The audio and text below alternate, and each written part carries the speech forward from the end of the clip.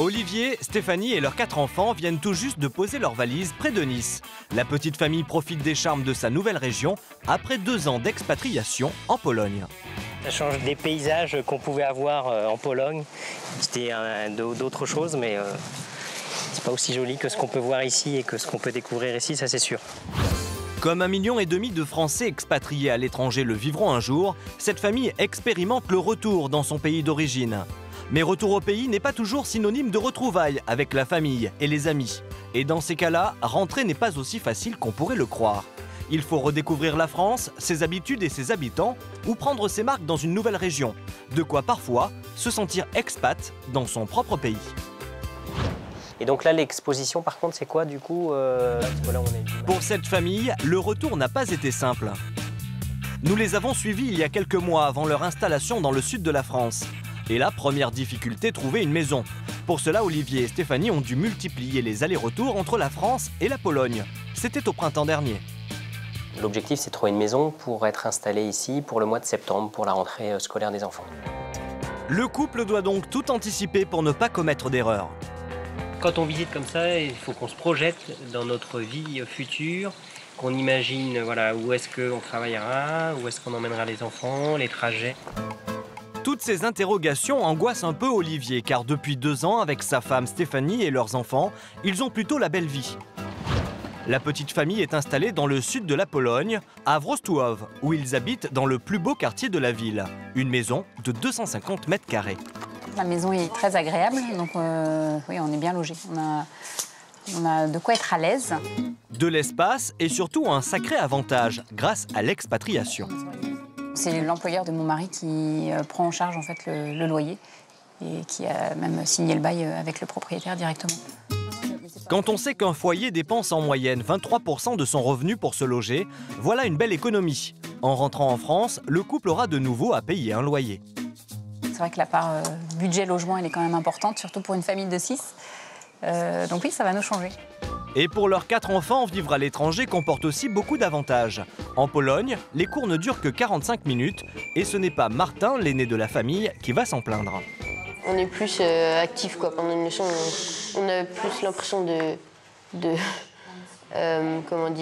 participer. Dans leur école anglaise, 90% des élèves sont des enfants d'expatriés. Les camarades de Martin, Éloi et Emeline, sont coréens, japonais ou australiens. Et système anglais oblige, les enfants finissent plus tôt. Au lieu d'1 heure de maths pour terminer l'après-midi, là-bas on s'amuse. Tous les soirs, je vais à une activité comme soit le piano, soit du basketball, soit du football. Donc là, je vais aller à un cours de basket. Tous les soirs, l'école se transforme en cours de récréation géante. Les enfants ne sont pas les seuls à en profiter, les parents aussi sont de la partie. C'est une grosse différence par rapport à la France, c'est que toutes les mamans ici ne travaillent pas, ou tous les papas, il y a un parent en tous les cas qui ne travaille pas. Donc c'est vrai qu'il y a une vie sociale beaucoup plus riche. Toute la petite communauté se connaît et à plusieurs milliers de kilomètres de leur famille et amis, les expats se serrent les coudes. S'il y a un coup dur pour une famille, je ne sais pas, sur un enfant qui a voilà, une hospitalisation, on sait qu'on peut compter les uns sur les autres sans aucun problème. Par exemple, vous êtes arrivés 3 mois après nous et c'est pas rien d'arriver dans une nouvelle ville. Et c'est vrai que moi, mon réflexe, par exemple, étant arrivé 3 mois avant, ça a été de dire à Laurent et sa famille, venez manger un morceau à la maison. La vie est donc plutôt confortable et Stéphanie craint d'avoir du mal à s'intégrer dans son propre pays. Car son mari est nommé dans le sud de la France, à 800 km de leur région d'origine. Au départ, quand on va arriver en France, il va falloir qu'on compte d'abord sur nous-mêmes parce que les liens ne se feront pas aussi facilement, je pense, qu'en Pologne. Stéphanie n'est pas la seule à apprécier les douceurs de la vie polonaise. Son mari, Olivier, dirige une usine de composants électriques, une opportunité qu'il n'aurait sans doute jamais eue en France. Ça me permet de voir beaucoup plus large par rapport à ce que j'aurais pu voir en France. Ça me permet également de pouvoir travailler avec des équipes internationales, donc développer également mon anglais. Pendant qu'Olivier peaufine son anglais, Stéphanie, elle, s'exerce au polonais. Dzień dobry. Bonjour. Comme chaque semaine, elle va faire le plein de fruits et légumes chez son maraîcher. Son niveau de vie lui permet de se faire des petits plaisirs. Aujourd'hui, elles sont à 5,50 le kilo. Donc voilà, ça fait à peine 1,50 €. Oui, effectivement, si on compare à la France, ce serait le même prix, mais en euros, je pense. Voilà. C'est pas un luxe que d'aller chez le maraîcher. Les petits commerces existent encore beaucoup et ils sont hyper accessibles. La Pologne est aussi un pays en plein boom économique. Alors dans son hypermarché, Stéphanie n'est pas dépaysée. Elle trouve les mêmes produits qu'en France. Et elle peut remplir son caddie sans trop se poser de questions. On a un ticket moyen de 20% moins cher qu'en France. Sur le caddie, ouais, sur les cours de la semaine. Non, c'est sûr que pour notre famille, à 6, je pense qu'on va vraiment sentir la différence quand on va rentrer dans le sud, forcément. Quelques mois plus tard, c'est sur les hauteurs de Nice que Stéphanie et sa famille ont déballé leur carton. Et le retour en France, comme elle s'en doutait, n'est pas tout rose. On se réjouissait d'arriver dans une région où il y avait beaucoup de fruits et légumes, mais c'est vrai que voilà, c'est quand même assez cher, il faut regarder les étiquettes.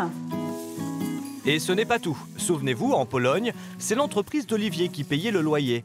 Maintenant que c'est à eux de l'assumer, le couple a dû emménager dans une maison plus petite et en dehors du centre-ville. C'est qu'on prend beaucoup sa voiture pour aller à l'école, pour aller chercher son pain. Mais c'est vrai qu'en Pologne, on avait tout à proximité. On était à 2 minutes de l'école. Aujourd'hui, il nous faut 20 minutes pour aller à l'école quand ça roule bien, quand il n'y a pas de bouchon. Finalement, ce sont les enfants qui ont le moins de mal à se réadapter à la vie française.